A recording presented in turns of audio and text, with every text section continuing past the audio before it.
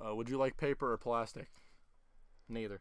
Okay. Well, on that note, welcome to the tape deck. We have a hot take for you here. Starting off live with Tyler the Creator's newest smash hit album. Smash hit number 1. Breaking the records of everybody ever made. He surpassed the Beatles. See, these are all lies. He did go number 1, though. That isn't a lie. He is number 1. First ever. He produced it all himself, right? Produce and write everything himself to go number 1. Yeah, he was actually. I can respect that he's actually doing it himself. I can look at that and I can say, it's a man at least putting in work and not just letting other people do stuff for him. As the great Russ once said, he's not great. Who's Russ? I'll just do it myself. Who's Russ? He's a pop rapper. I would call him a white girl rapper. What is your definition? I just called him out. What is the definition of a white girl rapper? I would say like Khalid. Khalid isn't a rapper, but okay. I mean, pop at this point, everyone does these weird rap things. Yeah. They're like, oh, I gotta throw a rap verse in there. I don't think he has any songs with a rap verse. I don't know. His name just sounds. I just don't like him. Oh, I'm sorry. He's white girl music. He is white girl music. That's the type of music I'm talking about. Okay. Though. So, Randy, what do you think about that man on the album cover in the black and white? That man, Tyler the Creator, the man with the ramen noodle haircut. Okay. After that, I don't know what to say. I think I really like this album a lot. Why? I think it's his best work to date. You think this is his best work? Yeah. I'm gonna say it. Really? Yes. See, now I still think that Flower Boy is where he shined out the most. I mean, I will admit it's a great album. Because you're looking at, this is like, so we're looking on Wikipedia, the first genre listed, it says, is hip-hop. But does he ever really rap on this album, except for like twice? I mean, there's not a lot of rapping on this album. There's a lot of all singing. the rappings from the features, and even they're like they're mixed very far down, and you can like barely. How about that Playboy Cardi feature though? You can't even like hear half of the people on this album. I like it a lot. I like this lo-fi feature with hi-fi production. That's what I would call it. I wouldn't say it. I think it's. I'd say this is an attempt at making a lo-fi album. But it's not lo-fi. It is though. This is one of the best mixed albums I've heard. Yeah, but it's lo-fi. I'm not saying that makes it a bad thing. I'm saying the way it's mixed, it's definitely lo-fi. But only the features, because his voice isn't. I mean, isn't everything mixed like that. Even the music, it's all like artistically disgusting. Artistically disgusing. That's what you're gonna. I'm not saying it's a bad thing. I'm just saying, I think they did a very good job of making the. It's like I was high the entire time because I was just hearing the same things over and over again in the song. Like I think my brain's repeating that. This would be a good song to be high to. You think? A good album. Not that bad. Yeah. Yeah. So like we're starting out. First of all, I'm saying starting out.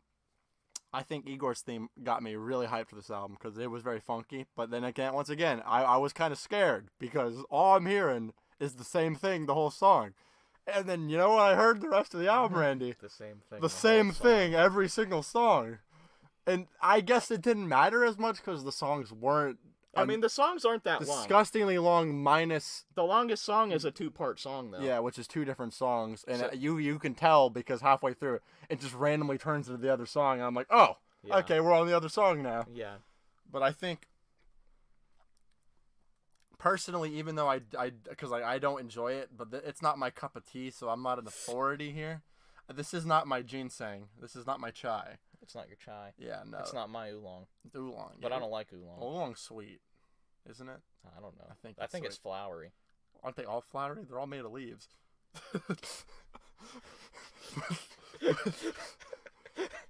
But I think the songs. I think the strongest suit is the production. I don't think the words are really what you're looking for in this. The synths are so good. I'm saying the synths are so good. I have never heard Tyler the Creator and Mike Dean have the best synths in hip hop, hands down. I don't care what anybody says. I will fight you. You're forgetting about Slime Air.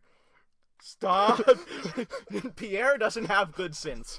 But Pierre has 3 different sounds that he uses. Yeah, every one of his songs, it's like he's just beating a dead horse.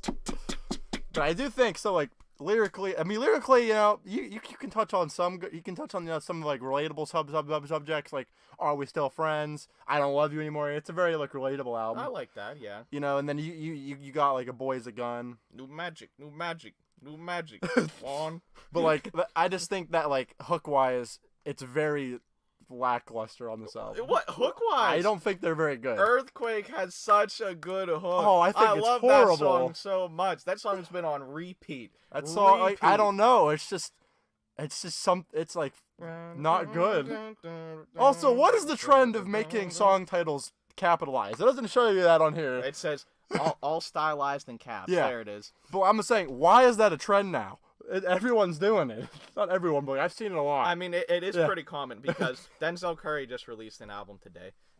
And they're all in caps. Either all caps or all lowercase. Peeping you, Billie Eyelash. At Billie Eyelash. Because she cares about us. Oh, she does. Actually, she does. She said in an interview that the reason she doesn't like put herself out there a lot, meaning that she doesn't wear like revealing clothing and stuff, and she was very scared to release her debut album because she was scared of what the critics were gonna say. They were scared that who cares what they were gonna tear her down. Critics don't matter in my opinion. She's angsty. Listen, I mean, critics. I believe their role is they have an agenda. You say they, acting like we aren't critics. Oh, I mean, we're not paid to do this. I wish we were. And critics, like the critics, I think they're. I like to think that like I don't trust most of them. They aren't good at their jobs. They gave Slimier an 8 out of 10. But we need to get back on topic for Igor.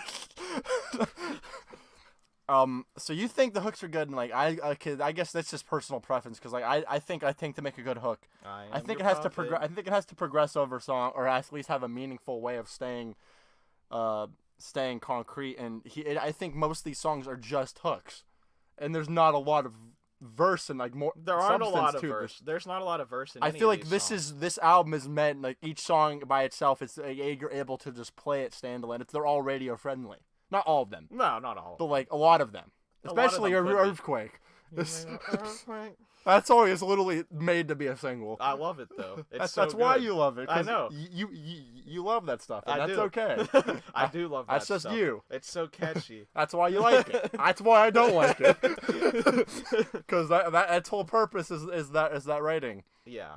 But like I think when he does rap on a couple of the songs, and whenever he does give verses, he has a very unique way of. It's like not even rapping. It's like like it's half like that. It's that like trend. Like it's like half rap, half sing. It's like let's go off the beat a little bit too. Yeah. It's like let's just kind of like listen. It's like the beat's in his mind, but he's kind of just speaking. He's kind of just doing his own thing. That's a pretty good way to describe it. And I like how he raps on what's good. Really? What do you like about that? It's intense. What was that song like again? It was the one where he. Is that what it's like? I can't describe it. Todd. I can't go that deep. I mean, he does have a really deep voice. Maybe that's why I enjoy it, just because his voice is so unique. But he's never like sung this much on an album before, and I actually really appreciate it. Was very it was an attempt at making a rap. I'm gonna coin this term. Ready? You heard it here first on the tape deck. Soul rap. Soul rap. I'm sure somebody else has done this before. Me first. Al Green is credited on that song. That soul rap. Al Green. I just made that. No one else. If they did it, they stole it from me in the past. They went back and past and they stole it. So you define rap albums, hip hop albums by their features. Yes. How do you feel about the features on this album? I think they're great. I think hearing Lil Uzi Vert sing and not even knowing it's Lil Uzi Vert is like eye-opening. The Cardi verse is great. I didn't even know Solange was on that song. The Kanye feature is very brief, but it's good. And I didn't know Slow Tie was on here either. I don't know most of these people. I know Lil Uzi, Playboy, and Kanye. And I don't know I'm not familiar with Lil Uzi or Playboy's work, and I'm only familiar with Kanye's because of you. But I do like at least the variety. There's a good amount of features. There's a good mix of artists. I don't like how they're not credited. Yeah, that's a new trend. Yeah. Because on Astroworld nobody was credited, and that made me mad. I don't get why that's a trend. That's a horrible trend. It is a horrible trend because I think people should get their credit instead of having to look at the Wikipedia page, Yeah. or go on Genius, or is that the point? Are artists secretly making deals with Genius so that way they have to get paid? And now that views? Tidal is getting all the credits, maybe they're pushing towards Tidal to look at the credits. Well, they make the most money from Tidal. Oh, no, actually, Napster. Nobody cares about Napster. They're a profitable company now. I still don't understand. They have 5 million subscribers. That's a lot for Napster. That's a lot in general. I don't understand. That's not a Well, lot. I mean, I Like, guess Spotify has 100 million. And Apple's like plus 50 million, 75 million, around there.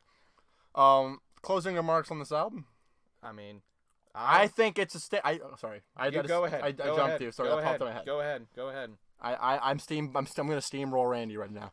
I just got ran. I think it's a I do not like it personally from my background, but I will not let that stop from holding me. That if you like catchy music that like this in that genre of hip hop, I think it's a very outstanding album. I think it's very well done in that respective area. For what it is, it does that very well. And I think if you enjoy Tyler, if you enjoy hip hop as a whole, you'll most likely enjoy this album. I think that this album was overhyped like every other album. It is definitely overhyped. That gets released. However, I think it is really, really good. It's overhyped because of him. It's background of him self-producing and it being it's an underdog story. And also because it's Tyler. Yeah, people like underdog. Because he's weird. People like underdog stories. Yes. And he's not really an underdog, but technically he is because Tyler had tried to be on the radio for his entire career, and until Flower Boy, he had never been on the radio. I don't know if you've definitely not seen this video, but I don't know if any of you have seen this video, but Tyler, the Creator, absolutely freaked out and went into tears in his car whenever he heard his song on the radio. And if that isn't dedication to the art that you love to make, I don't know what is. That's all I like to see. I like to see honest work. And I think that this is an honest work from him. I think it's... the one thing that disappointed me about this album, no Frank Ocean feature, no A$AP Rocky feature. Where's the... What's that folk band? Like, where's the Rex Orange County? Yeah, no Rex Orange County. I'm kidding. I don't know why they're even with that flower, on Flower Boy. I thought it was good. It was tasteful. I don't really like them that much. You don't like Rex. I think the indie rock pop genre is oversaturated. It is oversaturated. There's too many of them. They all sound the same. Yeah. Talking to you, Vampire Weekend. Well, Justin, right here, your authority in hip hop, not really, would give this album a 75. Okay, I was thinking 87. Oh wow, okay, so fair. I'm just gonna say 81 then. That's a fair. That's on Metacritic. That's a universal acclaim. Good. A Metacritic out of 2 aggregated editors. I wonder what Pitchfork gave this. Well, we'll look that up in our spare time. Let's move on to the one I'm excited to hear Randy talk about. Oh boy. The brand new album from Italian symphonic death metal band Fleshgod Apocalypse. Also technical death metal. And if that isn't a metal name in the downright earth, that wasn't English. I don't know what that is. Randy, I want to ask you right now. I want the fans to know, what did you think about Valeno? As a person who doesn't like death metal. I mean, I didn't like it because I couldn't understand them. Well, I think if you were looking at the lyrics, you'd understand this. Like, if you look at Genius and look at some of these lyrics, I think like what song do you want me to start off right with now? Fury? Like every song works. These are some of the most metal lyrics. Look, I see the void in the eyes of men, a throng that sinks into the sludge of media. So that's really what he was saying. These lyrics are this is like poetry if you look at it by itself. And not look at it in the fact that he's going. I mean, that's what it sounds like. I'm sorry. Well, that's the style, and like the songs would not sound as intense if he was going, I see the void in the eyes of the man. I'd like it. If he was singing, no, you would not. The progeny of Philistine spreads. What does that mean? Tell me what that means. I am not Francesco. I think that's his name. I'm not sure. So I would not know. There's no annotating. We could start annotating. No, I think Sugar has them. We can check on because Sugar's like one of the singles of this album, and it's the, or is it? Nope. It's talking. Once injected will make you hallucinate. And that make you is feel really good. That is the theme of this album. It's like conceptually based. From what I was gathering, this is me conjecturing. A lot of the lyrics are about drugs and about drug abuse, alcohol abuse, and the like, and how it controls people. Wow, it seems like a common theme in music today. Well, I mean, maybe it's prevalent in Italy. I don't know the state of drug use in Italy. Dude, are they having an opioid crisis too? I'm not sure. Okay, so I guess I'll start off dissecting this album. So most of you probably don't like death metal, but for some of you that do, It is Francesco. Not to interrupt, but it is Francesco. Okay. This is Jordan here? What is it? Okay, yeah, I lost. Okay, this album is okay. Like this is gonna sound goofy, but it's pretty brutal, in a good way. Like so, like brutal in a good way. So like symphonic death metal as a whole. Like I was reading some reviews and people were complaining about how overtracked it was, and I don't understand that when you're looking at a symphonic death metal band. That's whole purpose is to have a symphony, a sound playing along with it. So you said this is the first time they've ever used a real symphony. I don't think it's. I was seeing things, but I'm not going to say that for certain. Okay. Because the reason they don't normally is because it's too expensive to get an actual live symphony with them. Well, you know.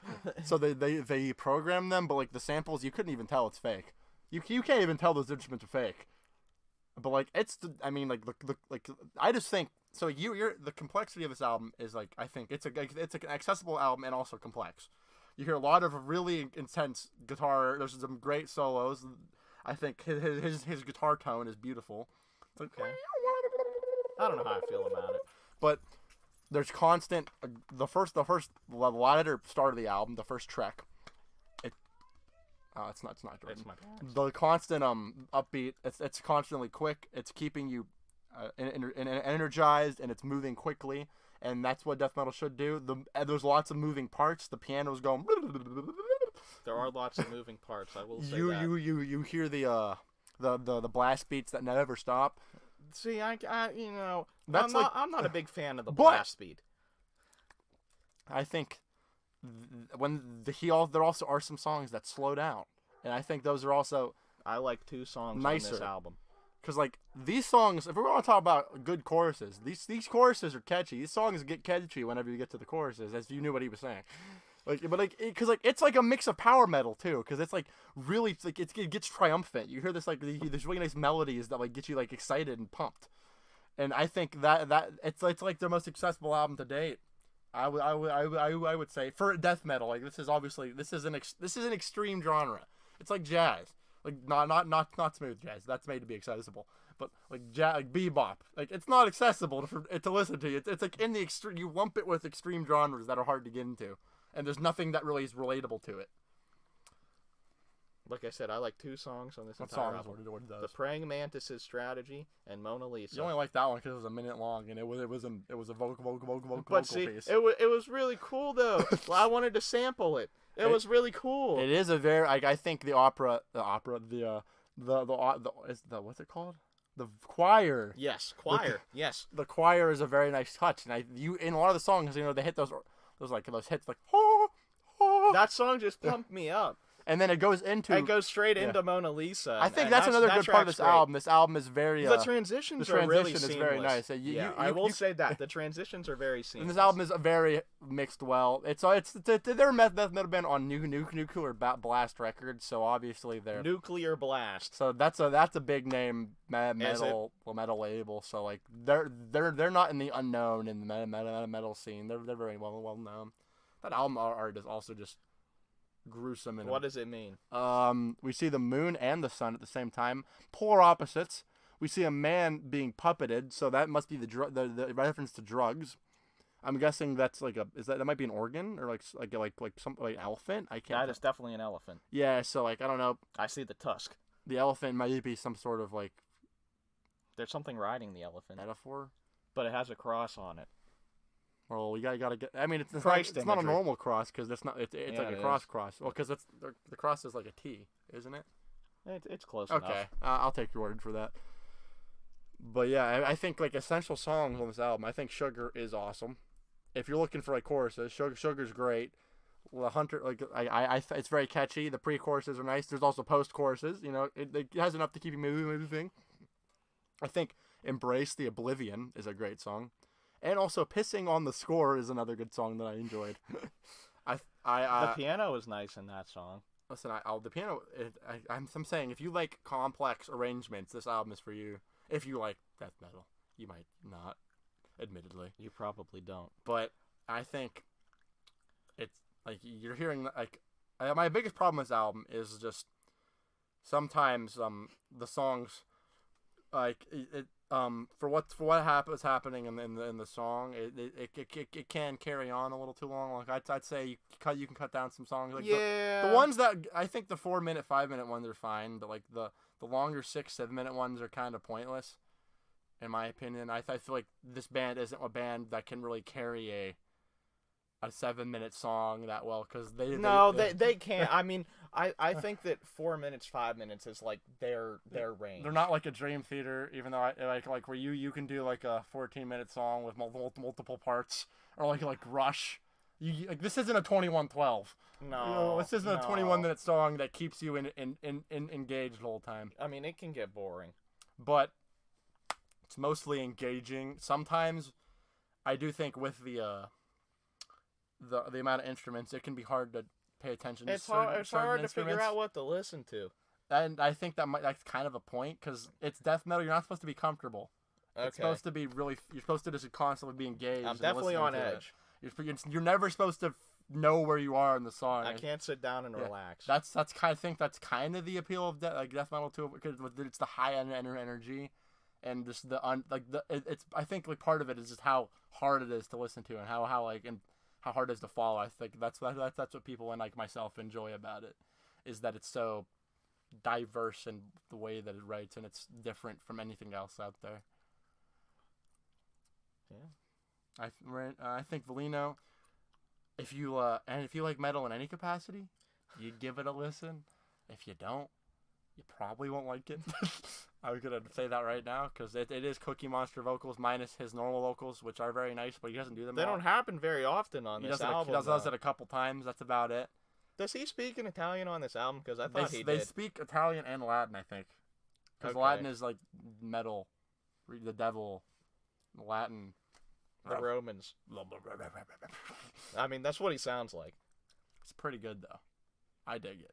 I dig it a lot. It's okay to dig it. I think that Valeno would get it's not a fantastic album. It's not bad.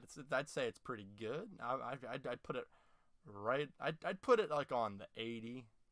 Like it's pretty good. But I wouldn't say it's great. Great's like an 80, 85 to a 90.